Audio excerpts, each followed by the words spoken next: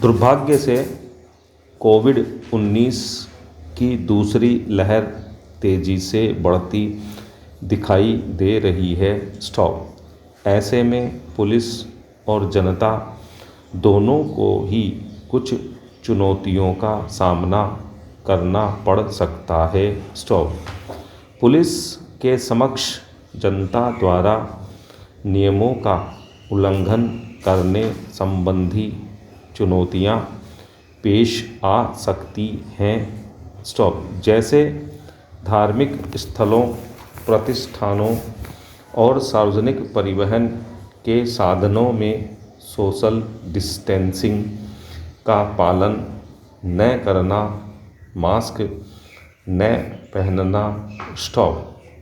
दूसरी बड़ी समस्या होगी भीड़ पर नियंत्रण और प्रबंधन। पिछले एक साल में हम देख चुके हैं कि कोविड-19 के दौरान शहरों में भीड़ का प्रबंधन गांवों के मुकाबले कहीं मुश्किल था, क्योंकि भारत की बढ़ती शहरी आबादी बड़े शहरों में अधिक है।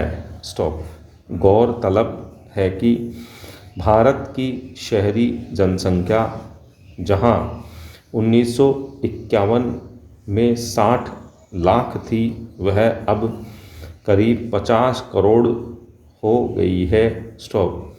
मेट्रो शहरों में जनसंख्या तेज़ी से बढ़ी है। इससे भीड़ का नियंत्रण और प्रबंधन मुश्किल हो जाता है।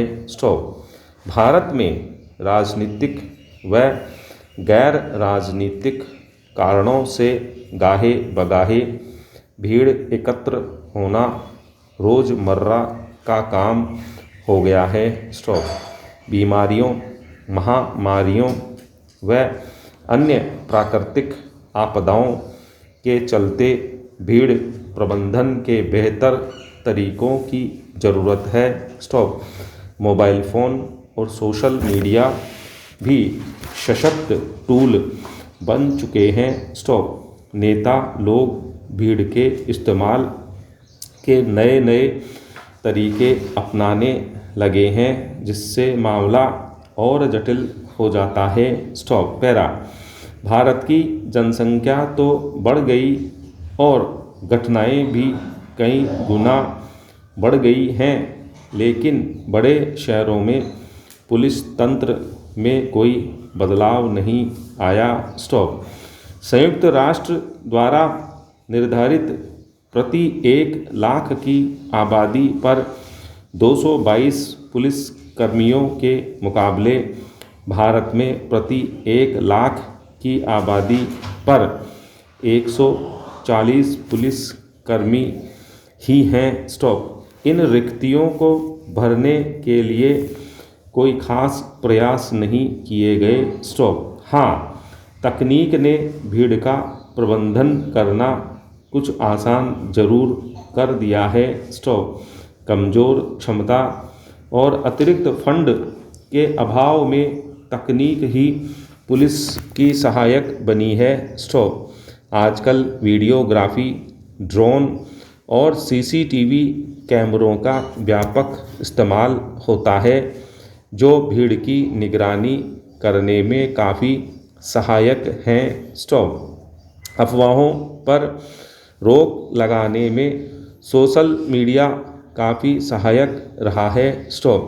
रेडियो फ्रीक्वेंसी आइडेंटिफिकेशन RFI को वायरलेस सेंसर नेटवर्क WSN से जोड़ा जा सकता है, जो भीड़ के बारे में जानकारी उपलब्ध करवाता है।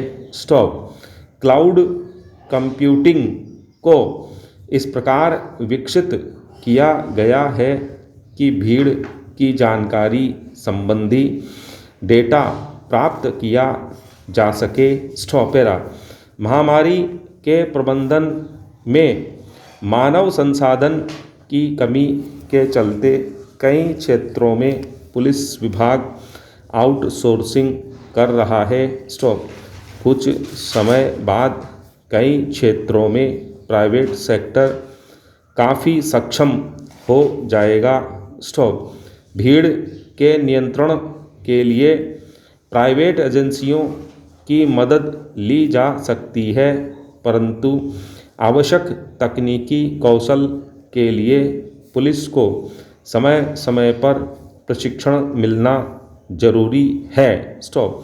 तेजी से बदलते तकनीक के दौर में समानांतर रूप से पुलिस का प्रशिक्षण अनिवार्य है। स्टॉप। पुलिस को डेटा आधारित शोध कार्य को सशक्त बनाना होगा। स्टॉप। पैरा। आम तौर पर भीड़ पर तब तक कोई ध्यान नहीं दिया जाता जब तक कि उसे संभालना मुश्किल न हो। स्टॉप। इसलिए जहाँ तक हो सके भीड़ को छोटे छोटे समूहों में विघटित कर देना चाहिए। स्टॉप। जहाँ तक संभव हो भीड़ के संचालन की वीडियो रिकॉर्डिंग होनी चाहिए, जिसे ज़रूरत पड़ने पर जांच के लिए पेश किया जा सके। स्टॉप। दुर्भाग्य से पुलिस नागरिकों का विश्वास अर्जित करने में विफल रही है। स्टॉप। अक्सर पुलिस और राजनेताओं की साठगांठ देखने को मिलती है। स्टॉप। मात्र तकनीक के बल पर लोगों का विश्वास पुनः हासिल करना मुश्किल है। स्टॉप। हर परिस्थिति में, खास तौर पर महामारी की स्थिति में, पुलिस को संस्थानों और जनता दोनों का सहयोग आवश्यक है। स्टॉप।